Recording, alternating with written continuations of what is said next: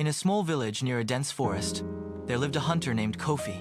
He was famous for his skills with a bow and arrow, able to hunt any animal in the forest.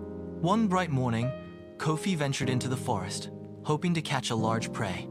As he walked, the sound of a bird's song filled the air, a melody unlike any he had ever heard. Curious, Kofi followed the sound, eager to find the bird.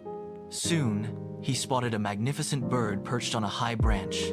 Its feathers were a dazzling mix of colors, and it sang beautifully.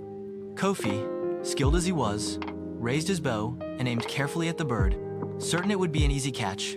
Just as Kofi prepared to release the arrow, the bird turned and looked directly at him. To Kofi's surprise, the bird spoke in a clear, calm voice. "Please, mighty hunter, spare me. Before you take my life, I ask that you listen to my plea." Kofi, startled that the bird could talk, still pointing his arrow at the bird, hesitated and lowered his bow. "Why should I listen to you?" he asked, still not fully believing what he was hearing. The bird fluttered its wings and replied, "I am the last of my kind.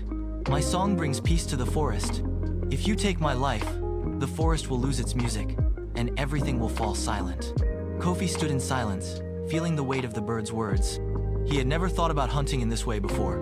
The bird continued, "If you spare me, I will teach you something far more valuable than any catch.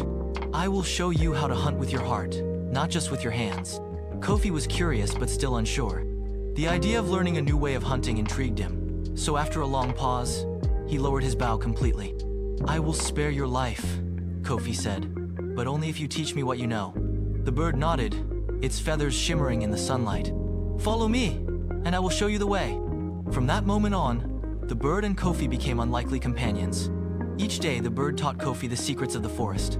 It showed him how to listen to the rustling of leaves and understand the patterns of the wind. Kofi learned that hunting wasn't just about strength and skill, it was about harmony with nature. As the seasons changed, Kofi became more connected to the forest. He no longer hunted with greed or violence, but with respect and understanding. He would only take what was necessary, always leaving the forest in balance. Years passed, and Kofi was no longer just a hunter. He was a wise man. He understood the delicate balance of life in the forest and became known for his wisdom. He was sought after by villagers not just for his hunting skills, but for his knowledge of the land.